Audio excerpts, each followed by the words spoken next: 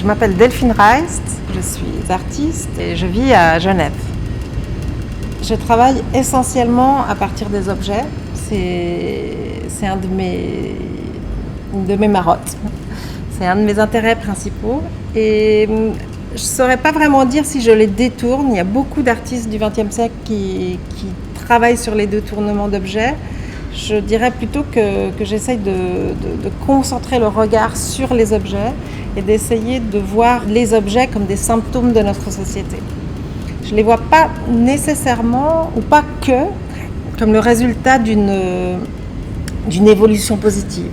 Je le vois aussi comme des choses qui montrent peut-être les parts plus noires de notre société. Et j'essaye de lire dans les objets un peu comme on lirait dans les entrailles d'animaux, c'est-à-dire les animaux, on les voit morts et on essaye de prédire le futur. Et bien moi aussi, je regarde des objets qui sont souvent sur le point d'être inutiles et dans lesquels j'essaye non pas seulement de voir à quoi ils ont servi, mais aussi qu'est-ce qu'ils montrent sur notre futur ou dans notre société actuelle ou qui arrive juste maintenant. Si je prends un objet de la modernité comme des voitures ou comme des camions ou encore comme des avions, on peut imaginer que c'est un objet qui est vraiment issu d'une volonté. On veut aller vite, on veut voler, on veut rouler, on veut transporter, on veut montrer cette puissance de l'homme sur la nature. Mais on peut aussi les considérer différemment. On peut considérer seulement dans la forme esthétique, par exemple, mais on peut aussi penser que la voiture, c'est une arme. C'est la voiture bélier, c'est la voiture, c'est une arme qui permet de renverser des gens, c'est une arme qui pourrait permettre de casser des choses, etc. Et donc, moi, j'essaye, quand je me focalise sur des objets, j'essaye de montrer cette vaste possibilité de regarder un objet et j'essaye de mettre les spectateurs en condition qu'ils considèrent tous ces points de vue comme égaux, d'une certaine manière. Ce qui m'intéresse dans le FRAC Grand Large, c'est que c'est une architecture industrielle qui a été conçue pour l'industrie et qui est utilisée aujourd'hui pour la culture. Une deuxième chose qui m'intéressait quand je suis arrivée dans la LP2, c'est qu'il ne restait plus qu'un outil. Et moi, j'aime vraiment beaucoup les outils, c'est un peu les prolongements de nos corps et c'est intéressant de voir comment l'humain quelle est l'interaction de l'humain avec l'outil. Et donc, dans cette halle, il restait un outil qui est tout à fait majestueux et qui est le pont roulant qui servait à fabriquer les bateaux, à transporter les pièces, etc. Et puis, au moment où il y a eu ce projet architectural contemporain, il a fait partie du projet. La réhabilitation de ce pont roulant fait partie du projet.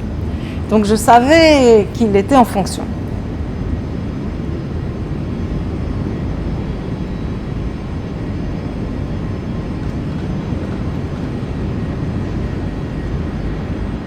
Donc en fait le projet consiste à automatiser ce pont roulant pour qu'il ait une certaine autonomie, qu'il s'exprime seul et donc qu'il se balade dans la halle d'un côté à l'autre de la halle.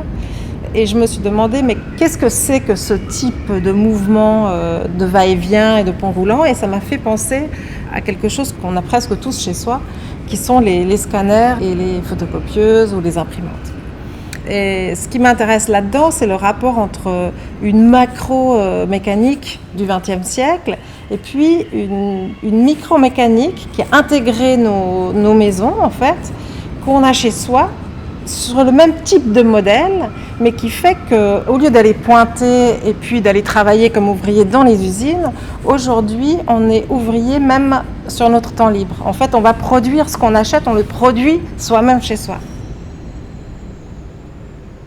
Ce qui m'intéresse, c'est l'attention aux objets. Alors ici, l'idée, c'est que ce pont roulant, il fasse parler de lui, il se montre, il attire notre attention, il nous fasse lever les yeux. Alors pour ça, j'ai travaillé sur différentes choses, je l'ai automatisé, donc il va faire cette translation, comme ça ce mouvement de va-et-vient, il va aussi sonner avant de commencer, donc il va appeler comme un battleur, comme ça il va appeler les gens à venir le voir. Et puis la troisième chose, c'est que j'ai installé sur toute la rampe de sécurité une série de parts, de lampes de théâtre en fait, qui vont éclairer le sol et scanner le sol, en tout cas quand il fera sombre, en tout cas pendant les heures d'hiver. Et scanner le sol et puis aussi scanner les œuvres qui sont au sol.